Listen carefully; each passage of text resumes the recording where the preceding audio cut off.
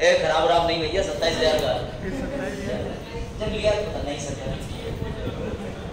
संप्रभु सब सरकारी दिख रहा है कि सब संपत्ति कब्जे कर ले। हाँ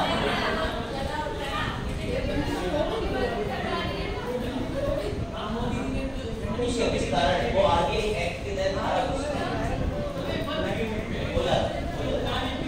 आप सुनो क्योंकि रवि शेख ने कट्टा पर पैसा चलाया है 500 के नोट का, तो दूर है। तो सुनो, ये कह रहे हैं कि अचानक एक आदमी 8 नवंबर 2016 को आया, उसने नोटबंदी कैसे कर दी। बेटा उन्होंने कोई नया बिल पेश ही नहीं करा।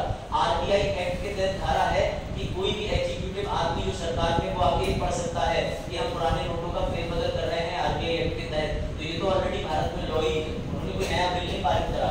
मोरारजी देसाई समय के 10,000 के नोट चलते थे, 10,000 की पढ़ना 1978।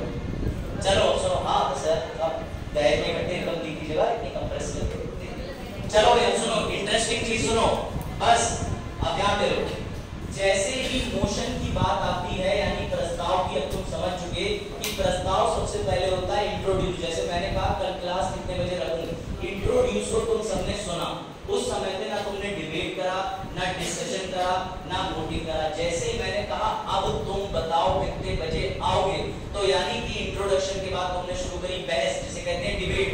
डिबेट के बाद मैंने कहा सोच लो कि तुम 7 बजे रखोगे, 9 बजे रखोगे, मैंने समय में परिवर्तन करा, इसे कहते हैं डिस्कशन। और सबसे लास्ट में मैंने कहा हाथ खड़ा करवाओ, उसे कहते हैं वोटिंग। संसद के अंदर सबसे जरूरी काम होता है किसी प्रस्ताव पे 3 चरण होना, इंट्रोड्यूस यानी परिचय, डिबेट डिस्कशन होना और सबसे लास्ट में वोटिंग होना। प्रैक्टिकली फील हुआ, मजा आया? ये मजा सबको राहुल गांधी जी दे रहे। चलो फिर आगे बढ़े। अब सबसे पहले ध्यान से सुनना, कल मैंने तुम्हें एक मोशन और बताया था लेकिन मैं तुम्हें दोबारा बता रहा हूं, बड़े ध्यान से सुनना, मजा आ जाएगा।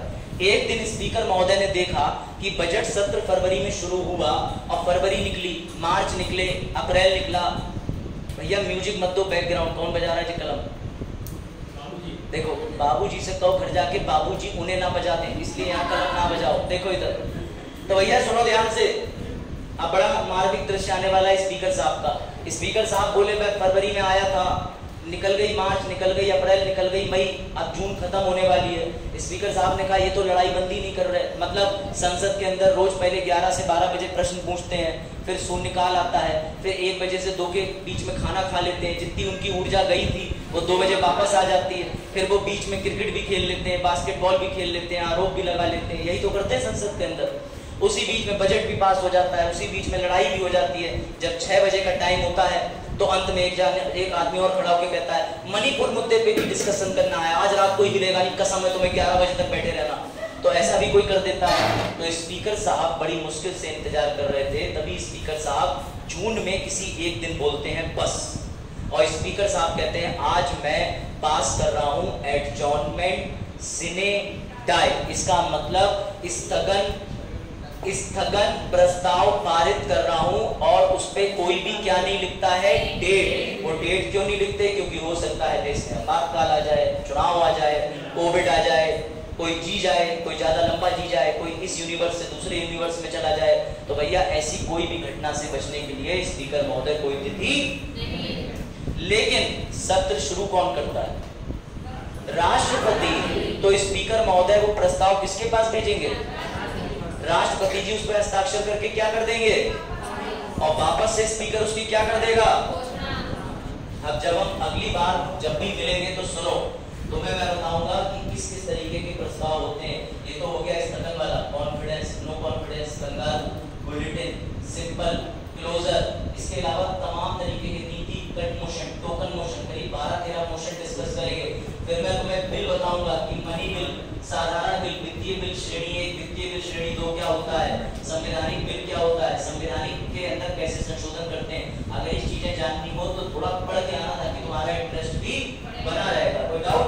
अभी के सेशन में कोई डाउट हो तो पूछ लो कि संसद कैसे बिल पारित करती, क्या काम है। सब स्लाइड में तो लिखा हुआ है, अब स्लाइड तो कितनी चली वो देख लीजिए आपको।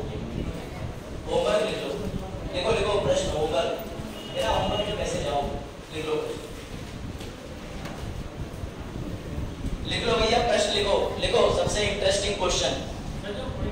हाँ जो पढ़ के आना है वो तो बता दिया, वो भी लिखवाऊंगा। प्रश्न काल में कितने कितने प्रकार के प्रश्न पूछे जाते हैं। ईमानदारी से पहले घर पे रफलीस को बिना देखे सिर्फ मेमोरी बेस पे लिखना, ताकि तुम्हें याद आ जाए, तुम्हें पता चल जाए कि तुम्हारा गोबर खाद में परिवर्तित हुआ है कि नहीं, दिमाग का। प्रश्न काल में कितने प्रकार के प्रश्न पूछे जाते हैं? How many kind of questions are asked during the question our?